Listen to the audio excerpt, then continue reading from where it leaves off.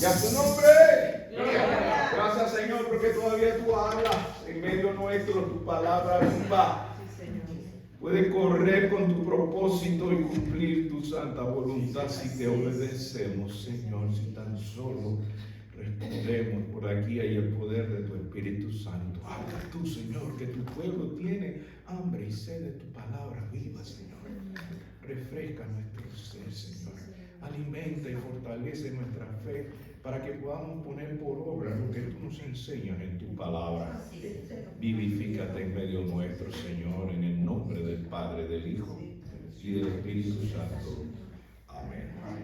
Lo más importante de administrar para Dios. En la palabra del Señor encontramos en 2 de Corintios, capítulo 4, versos 1 al 6. Lo más importante de administrar para Dios. Cerramos este mes de énfasis de administración, mayordomía y de todo lo que hemos aprendido. El Señor nos quiere hablar sobre lo más importante de administrar para Dios. En 2 de Corintios, sí hay un error ahí de imprenta, pero es segunda, no primera. 2 de Corintios, capítulo 4, versículos 1 al 6. Abramos la palabra del Señor y que Él abra nuestro entendimiento. 2 de Corintios se encuentra después del primer libro de Corintios. Y en 2 de Corintios, en el capítulo 4, que encontramos antes de Gálatas, el Señor nos da su palabra con poder y quiere glorificarse en medio nuestro. En 2 de Corintios 4, 6. 4, 1 al 6. Dice la bendita y gloriosa palabra del Señor. Por lo cual, teniendo nosotros este ministerio según la misericordia que hemos recibido, no desmayamos. Antes bien, renunciamos a lo oculto y vergonzoso, no andando con astucia ni adulterando la palabra de Dios, sino por la manifestación de la verdad, recomendándonos a toda conciencia humana delante de Dios. Pero si nuestro evangelio está aún encubierto, entre los que se pierden está encubierto, en los cuales el Dios de este siglo cegó el entendimiento de los incrédulos, para que no les resplandezca la luz del evangelio de la gloria de Cristo, el cual es la imagen de Dios. ¿Por qué? No nos predicamos a nosotros mismos, sino a Jesucristo como Señor, y nosotros como vuestro siervo por amor de Jesús. Porque Dios, que mandó de las tinieblas resplandeciese la luz, es el que resplandeció en nuestros corazones para iluminación del conocimiento de la gloria de Dios en la faz de Jesucristo. Bendita la palabra del Señor. Padre, habla tú, Señor. Muévete, cumple tu propósito en medio nuestro, en el nombre del Padre, del Hijo y del Espíritu Santo. Amén. He aquí lo más importante del que administra para Dios. Todos aquellos que tienen el privilegio de servir en un ministerio establecido por Dios para bendecir a muchos, debemos estar conscientes y motivados de esta expectativa de lo más importante de administrar para Dios. Una experiencia con Dios que te capacita. Observe los versos 1 y 2 donde Pablo nos da ese ejemplo viviente. No es un ejemplo de alguien extraño, de su propia vida. Mire cómo dice Pablo en el verso 1, por lo cual teniendo nosotros este ministerio según qué cosa. según que La misericordia. la misericordia. ¿Sabe que Pablo, para que podamos entender el contexto, el capítulo 3 de 2 Corintios nos ilustra de la experiencia que lo capacita a hablar de la misericordia de Dios? ¿Quieren ver? Allí mismo, anterior al capítulo 4, observen el capítulo 3 cómo Pablo está viviendo una experiencia de misericordia cuando dice: comenzamos otra vez a recomendarnos a nosotros mismos, o tenemos necesidad como algunos de carta de recomendación para vosotros o de recomendación de vosotros. Estas cartas sois vosotros, escritas en nuestros corazones, conocidas y leídas por todos los hombres, siendo manifiesto que sois cartas de ¿quién? De Cristo, expedida por nosotros, escrita con tinta, no con tinta, sino con el Espíritu del Dios vivo, no en tablas de piedra, sino en tablas de carne, de corazón. Y tal confianza tenemos mediante ¿quién? Mediante Cristo para con Dios. No que seamos competentes por nosotros mismos para pensar algo como de nosotros mismos, sino que nuestra competencia viene de dónde. Estamos en el capítulo 3 de 2 Corintios, en el verso 5. No que seamos competentes por nosotros mismos para ganar o pensar algo como de nosotros mismos, sino que nuestra competencia o capacidad o capacitación proviene de ¿quién? Proviene de Dios, el cual asimismo nos hizo que ministro, quiere decir servidor, competente, capacitado, de un nuevo pacto, no de letra, sino del Espíritu. ¿Por qué? Porque la letra mata, mas el Espíritu vivifica. Y si el ministerio de muerte grabado con letras en piedra fue con gloria, tanto que los hijos de Israel no pudieron fijar la vista en el rostro de Moisés a causa de la gloria de su rostro, el cual había de perecer. ¿Cómo no será más bien con gloria el ministerio del Espíritu? Porque si el ministerio de condenación fue con gloria, mucho más abundará en gloria el ministerio de justificación, porque aún lo que fue glorioso no es glorioso en este respecto en comparación con la gloria más eminente. Porque si lo que perece tuvo gloria, mucho más glorioso será lo que permanece. Esto es tremendo, Padre, habla tú.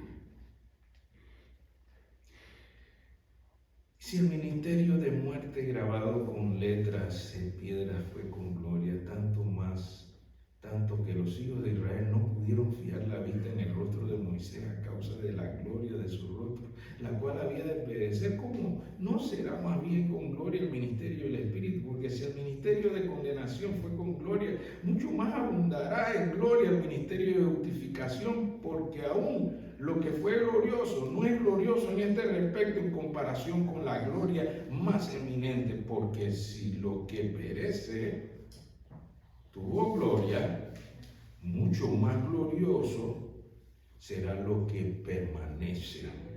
Así que teniendo tal esperanza usamos de mucha franqueza, y no como Moisés, que ponía un velo sobre su rostro para que los hijos de Israel no fijaran la vista en él, fin de aquello que había de ser abolido. Pero el entendimiento de ellos se embotó, porque hasta el día de hoy, cuando leen el antiguo pacto, les queda el mismo velo no descubierto, el cual por Cristo es quitado. Y aún hasta el día de hoy, cuando se lee a Moisés, el velo está puesto sobre el corazón de ellos, pero cuando se conviertan al Señor, el velo se quitará. Porque el Señor es el Espíritu, y donde está el Espíritu del Señor, allí hay libertad. Por tanto, nosotros todos, mirando cara descubierta como en un espejo la gloria del Señor, somos transformados de gloria en la misma imagen. ¿Cómo? Por el Espíritu del Señor. ¿Dónde está el Espíritu de Dios? hay libertad, hay libertad. ¿Dónde está el Espíritu de Dios? Ahí siempre hay libertad. Y Pablo con esto empieza en el capítulo 4, en el versículo 1, explicando lo que él vivió. Y lo explica tanto en este versículo, teniendo nosotros este ministerio según la misericordia. ¿Qué significa misericordia? La palabra misericordia hace alusión a la acción de compadecerse o sentir dolor por la necesidad de los demás. Una persona misericordiosa tiene empatía, además de eso, le hace ponerse en el lugar de la persona y experimentar de cierto modo la necesidad o el sufrimiento de su prójimo. En la Real Academia Española la definen como virtud que inclina el ánimo a compadecerse de los sufrimientos y miserias de los demás. Pero en la palabra del Señor, la misericordia es una virtud demandada por Jesucristo a los creyentes. Los que han creído son llamados a manifestar ese acto de amor. No es solo tener compasión y sentir empatía, pero es hacer algo. Mateo 5:7. Es una dicha, es un gozo, una felicidad, dice Mateo 5:7. Jesús hablando en el Sermón del Monte, la bienaventuranza, en Mateo 5:7, dice: bienaventurados los misericordiosos. ¿Y por qué?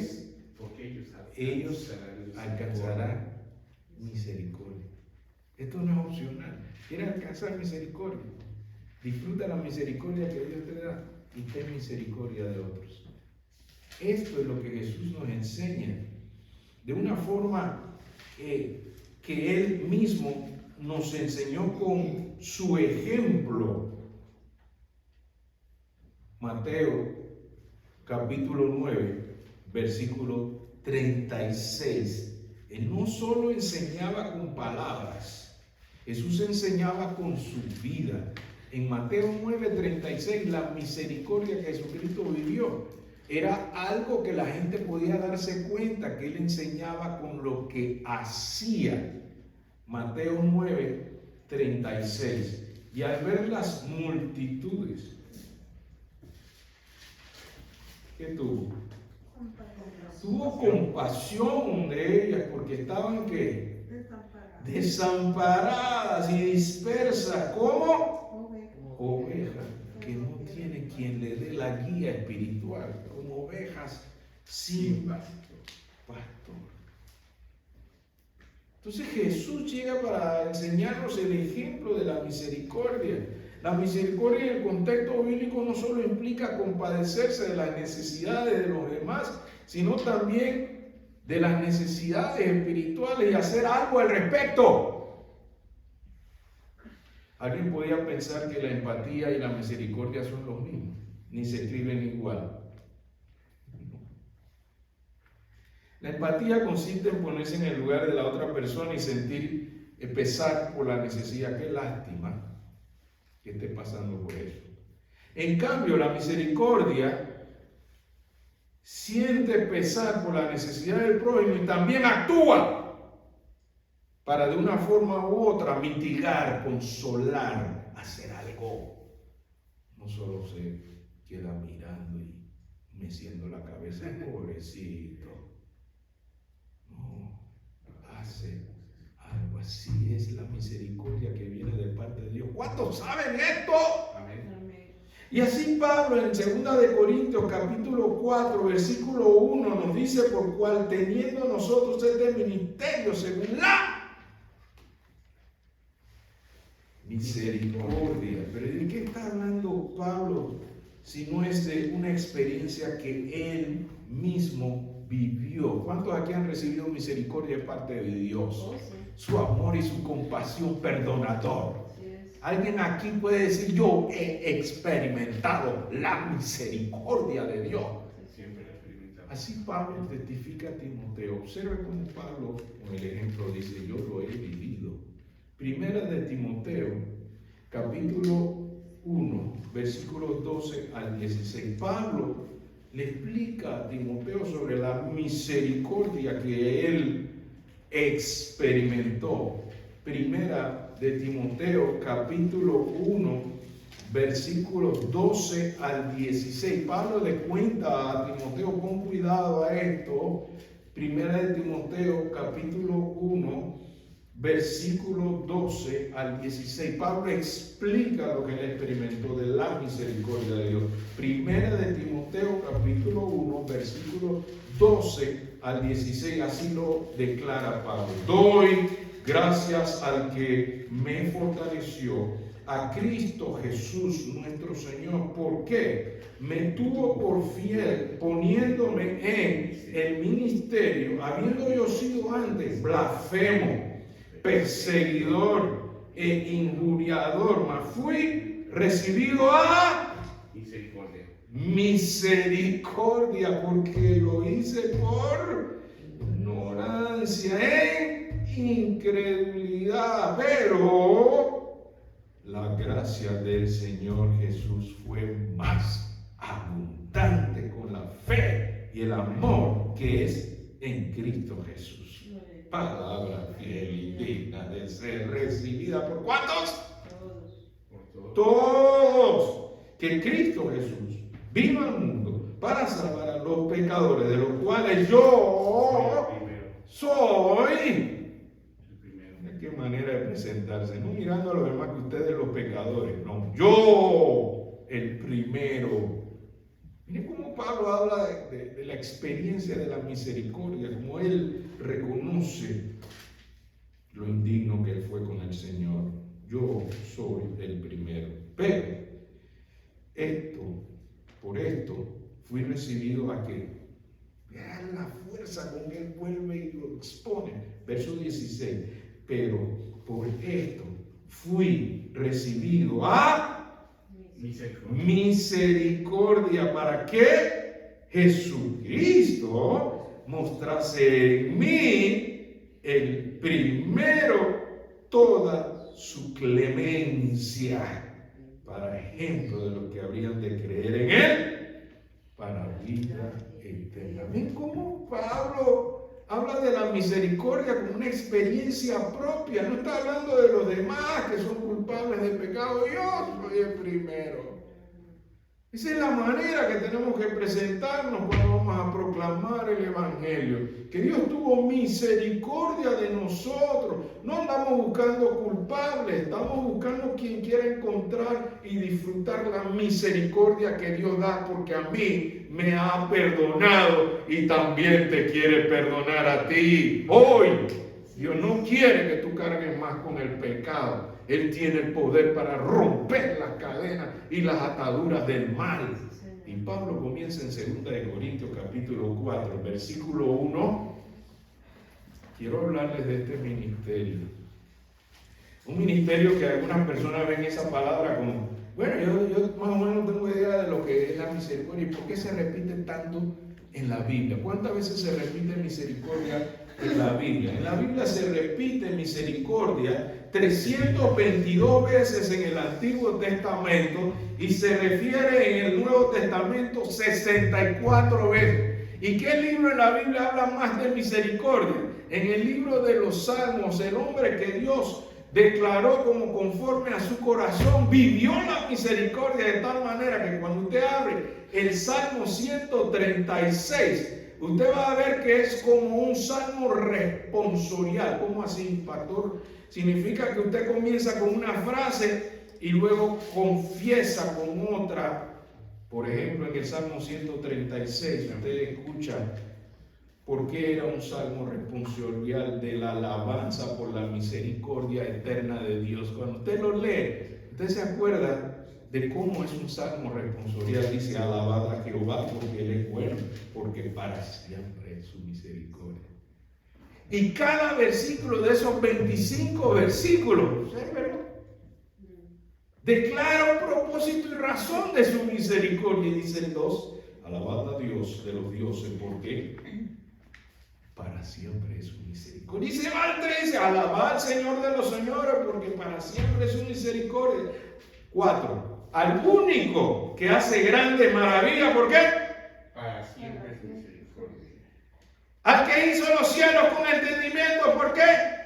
Porque para siempre es su misericordia.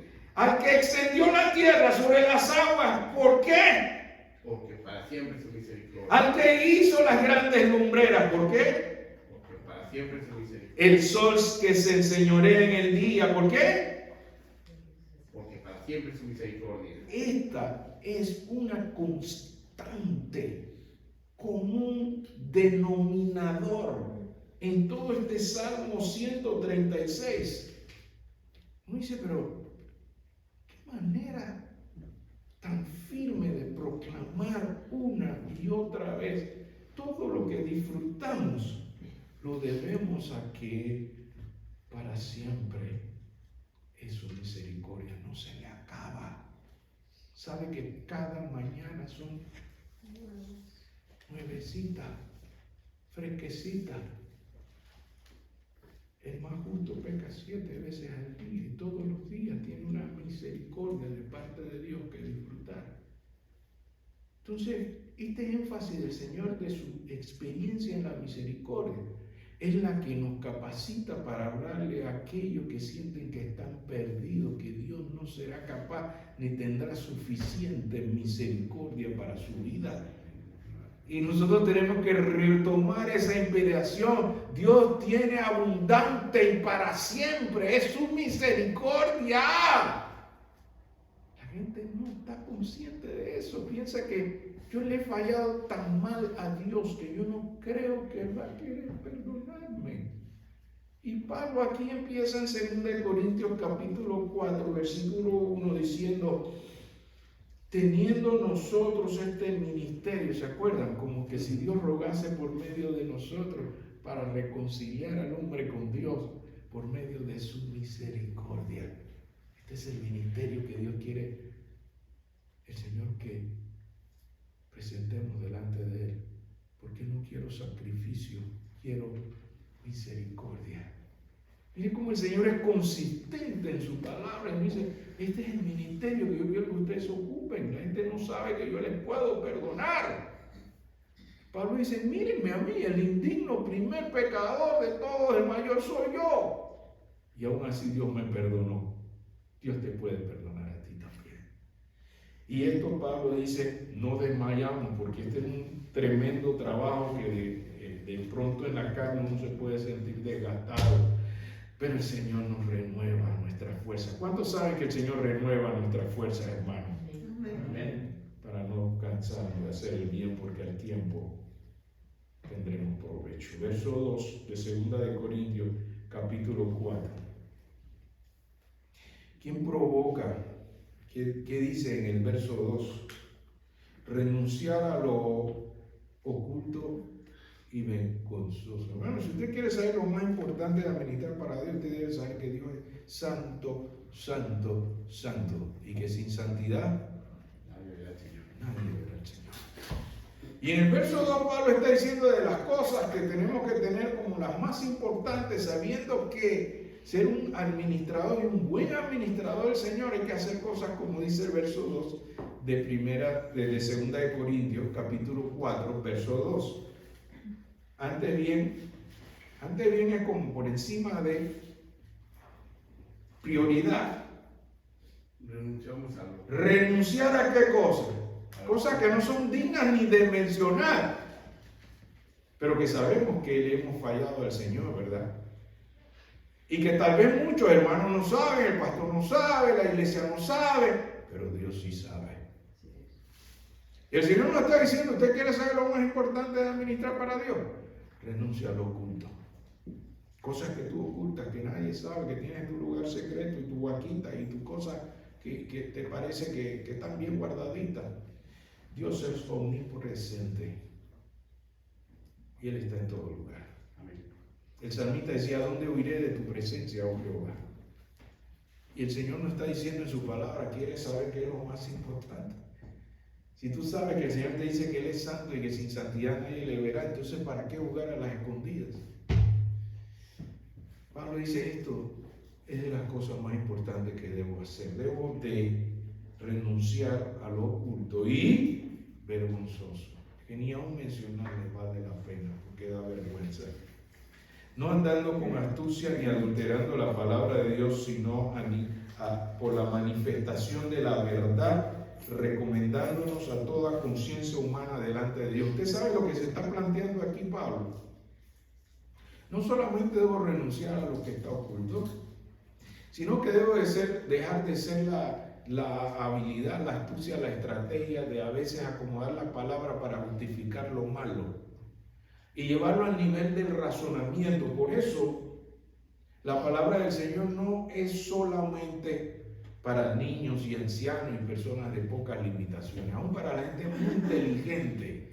La palabra de Dios, como aquí Pablo era un hombre capacitado intelectualmente de alto coeficiente, y por eso él usa esta expresión aquí: sino manifestación de la verdad, recomendándonos a cuánta conciencia humana. Eso es el nivel de razonamiento.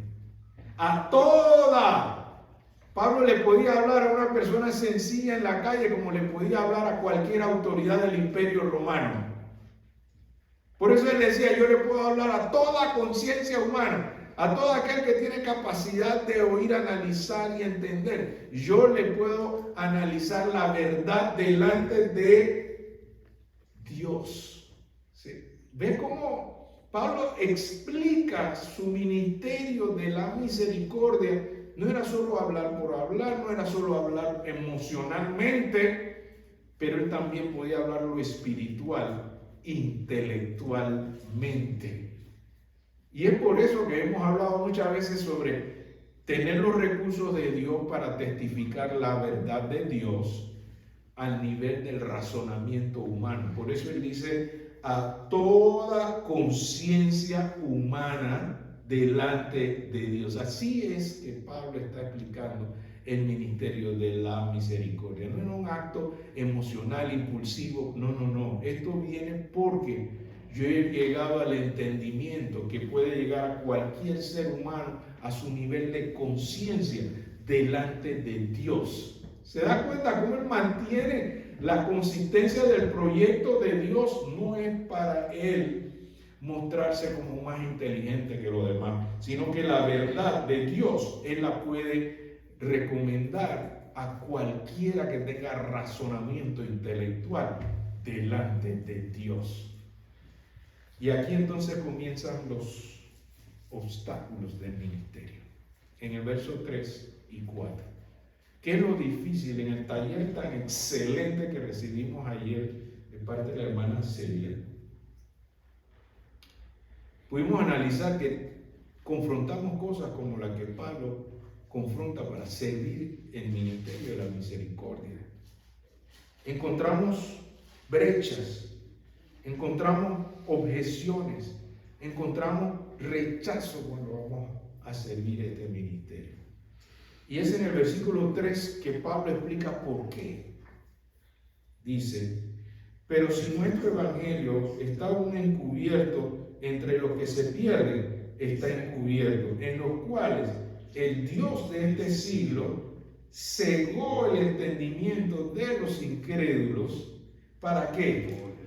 Para que no le resplandezca la luz del evangelio de la gloria de Cristo, el cual es la imagen de Dios. Bueno, mira que este proyecto, el Señor nos advierte que va a haber dificultad, rechazo y obstáculos, ¿verdad que sí? Él no nos dice que todo el mundo va a celebrar que le demos un servicio o un ministerio de misericordia y lo van a recibir todo con mucha alegría. Algunos van a endurecerse y van a rechazar porque están encubiertos. No conocen el resplandor de la gloria. Y hermano, por eso nuestras actividades en el Señor deben moverse con esa expectativa.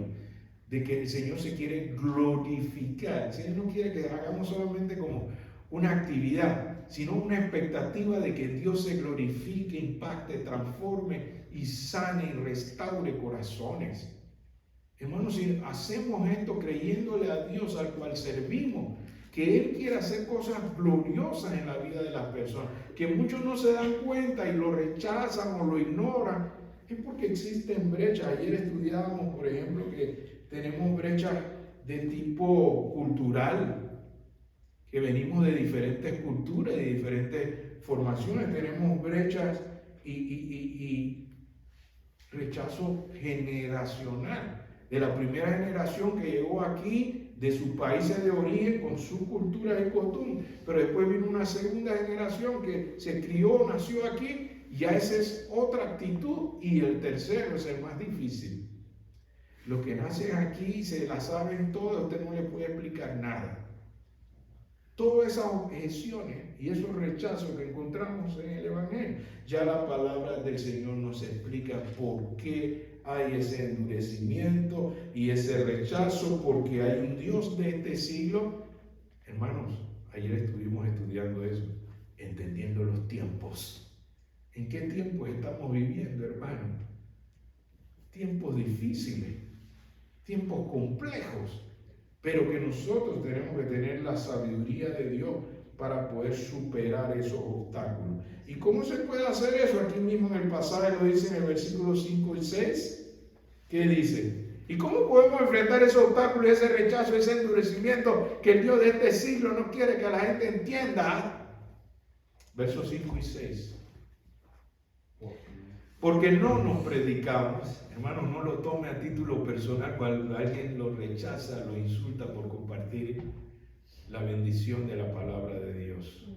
No se trata de ti, hermano. Porque nosotros no nos predicamos a nosotros mismos, sino ¿a quién? ¿A quién predicamos? A Jesucristo como Señor. Entonces, si rechazan, ¿a quién están rechazando? A Jesucristo. Entonces no lo tome a título personal. No me quisieron hacer caso, pastor, yo fui con mi tratadito y me dieron la espalda, ni me miraron. Tranquilo, el Dios de este siglo tiene ese corazón encubierto. Pero nuestro ministerio debe saberse en el versículo 5, lo más importante de ser un administrador del Señor es que estamos sirviendo para su gloria, no para la nuestra. ¿Estamos claros, hermano? Entonces no nos predicamos a nosotros mismos. Oye, viera aquella manera yo le hablé a esa persona y aceptó a Cristo porque yo le hablé de una manera directa y fuerte y es que me las sabía todas. No, eso no es para la gloria suya. Es para la gloria de Cristo. Entonces el verso 5 le dice, ¿cómo enfrentar esos corazones que están encubiertos, que no ven la luz resplandeciente de Cristo? Recuerda, porque no nos predicamos a nosotros mismos, sino ¿a quién? A Jesucristo como Señor. Hermano, aquí está la parte más difícil para nosotros. Como Señor, sí. Por eso la propuesta es aceptar a Cristo como Señor y Salvador. ¿Qué significa que Jesús es el Señor? ¿Qué sentido tiene de que Jesús es el Señor en nuestra vida, hermano? ¿Quién tiene la última palabra? ¿Quién tiene el dominio total de nuestra vida? ¿Dónde está su señorío? Eso es lo que Pablo nos está diciendo. Aquí está la clave. Lo más importante de administrar para Dios es saber quién es el Señor para la gloria de Dios. ¿Lo estamos haciendo porque nos parece? ¿O lo estamos haciendo porque esta es la mente de Cristo? Esto es lo que haría Cristo en mi lugar. Este es el ministerio donde Jesucristo es el Señor. Lo más importante de ser un administrador de Dios es darle el señorío. Le decía un pastor a otro pastor allá en Rumania, donde persiguen a los cristianos: ustedes en América la tienen suave. El pastor dice: ¿cómo así? Sí, porque en América ustedes sirven al Señor por compromiso. ¿Cómo así por compromiso? Bueno, ustedes hacen una promesa al Señor y se comprometen, como quien hace un acuerdo y después lo dejan en el camino. Pero nosotros aquí en Rumania entregamos nuestra vida al sacrificio vivo como para el Señor, porque aquí tenemos amenaza de muerte. Servir a Cristo aquí es un riesgo de muerte. Servimos a Dios como un pacto de su victoria, no la nuestra. Estamos dispuestos a morir por lo que creemos. ¿Y ustedes? Eso es un compromiso. Si no puedo, no puedo, pues no pude. Pero nosotros no. Nosotros haremos hasta lo último de nuestro aliento para servir al Señor. Un Dios de pacto merece una relación de pacto. ¿Cuánto creen esto? No como para quedar bien con nadie, sino que Él dio su vida por mí. Yo estoy dispuesto a dar mi vida por Él. Eso es tener a Cristo como su Señor. ¿Cuántos alaban a Dios por esto, hermano? Si no a Cristo, si no a Jesucristo como Señor y a nosotros como vuestros siervos por amor de Jesús, no es enseñorearse de los hermanos, es servirle. El que quiere ser más grande en el cielo debe ser el que más sirve entre vosotros. Amén. Por eso Jesús lavó los pies de sus discípulos para decir, ese es un tema de servicio, no de enseñoreamiento. El ser un siervo de Dios en el ministerio no es un título que lucir, es una responsabilidad de servir. Y mira cómo lo dice el verso 5 en su última parte, por amor de Jesús. Si usted va a hacer algo en la obra del Señor, si usted quiere administrar para Dios, hágalo por amor.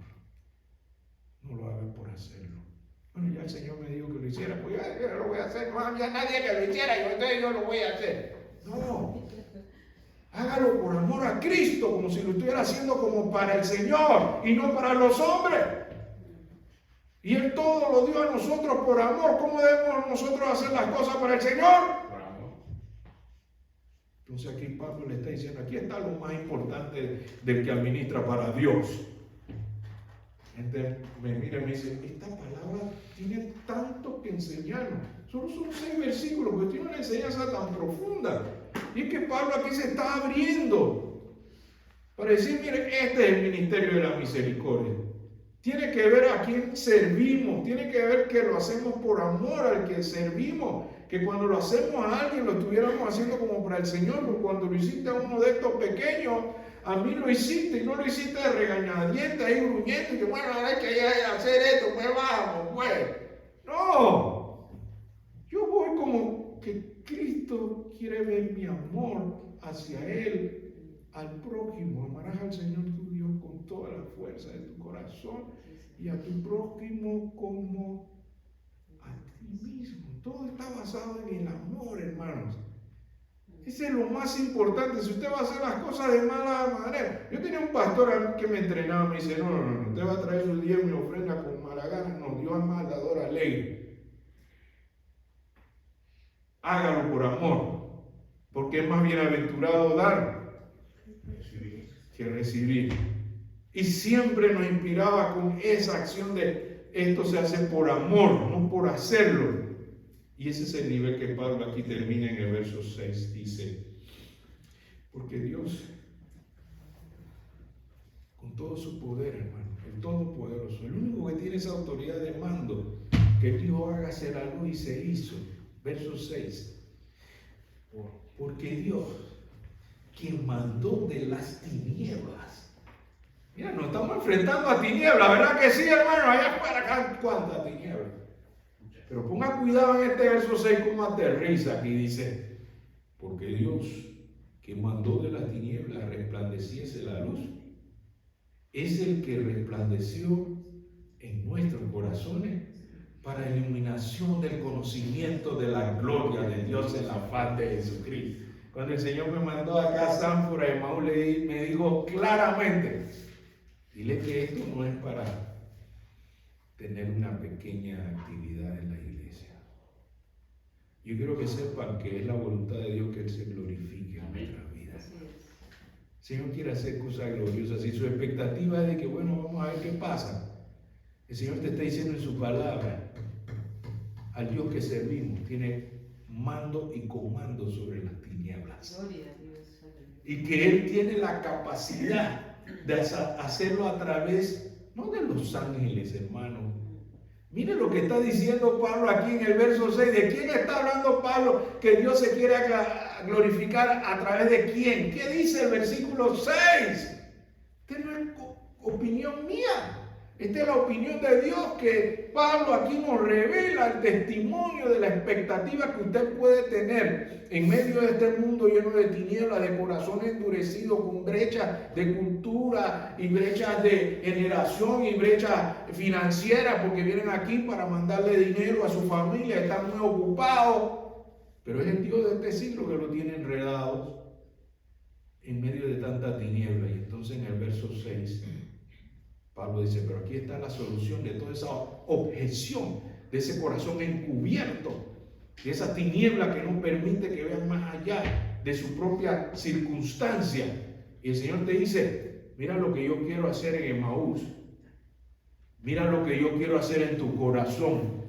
Yo quiero hacer una cosa gloriosa. Eso es lo que Dios nos está diciendo aquí en el verso 6 de 2 de Corintios capítulo 4. No es solamente en el corazón del pastor. Aquí Pablo está diciendo, mira, en nuestros corazones resplandeció. Santo Dios. Un Dios que tiene un trato con nosotros en particular. ¿Cuántos creen que Dios quiere resplandecer en su corazón? Que la gente vea la luz gloriosa de quién. Mire cómo termina. No es que la luz sea para que usted tenga una cara bien iluminada. No. ¿Qué es lo que Dios quiere? Que se ilumine en nuestros corazones. En el verso 6 de 2 de Corintios capítulo 4 dice: para iluminación del conocimiento de la gloria de Dios en la faz de Jesucristo. Si algo quiere Dios que se refleje en nuestro corazón, que Él resplandezca, que Jehová alce su rostro sobre cada uno de nosotros y que nos ilumine de ese conocimiento que la gente no alcanza a comprender la grandeza del amor de Dios. El Señor quiere resplandecer en nuestro corazón, dice en el verso 6, en su última parte, para iluminación del conocimiento de la gloria de Dios en la faz de Jesucristo. ¿A quién quiere Dios que se vea en nuestras vidas, hermano? Fuimos creados a semejanza de quién, hermano.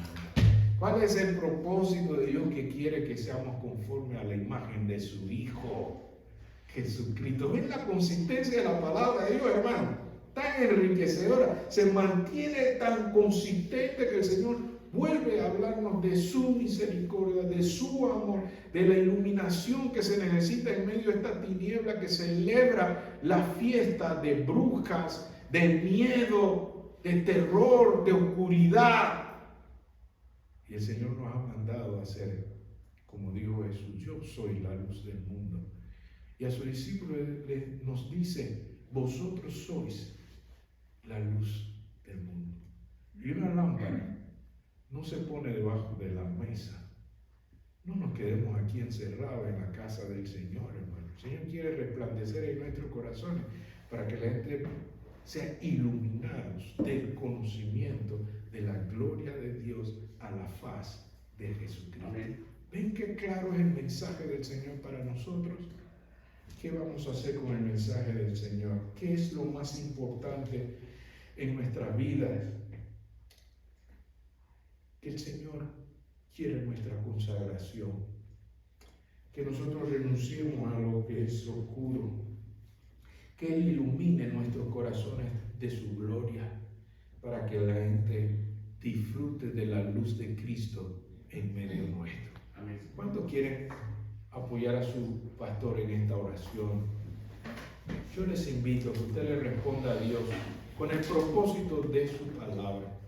Dios envió su palabra con propósito a nosotros, porque todavía hay gente que tiene su corazón encubierto y se pierde. Nosotros no le podemos cambiar, nosotros no lo podemos convencer. Por el poder del Espíritu Santo, el poder de Dios lo puede hacer. Si nosotros le decimos, Señor, glorifícate en mi vida, a que mi vida pueda iluminar tu gloria a la faz de Jesucristo, que vean que Cristo vive, porque tú vives, Señor. Padre bueno, te damos gracias por tu palabra tan gloriosa. Señor, te damos gracias porque es tan hermoso ver la grandeza de tu misericordia. Oh, tu amor es más grande que nuestro error.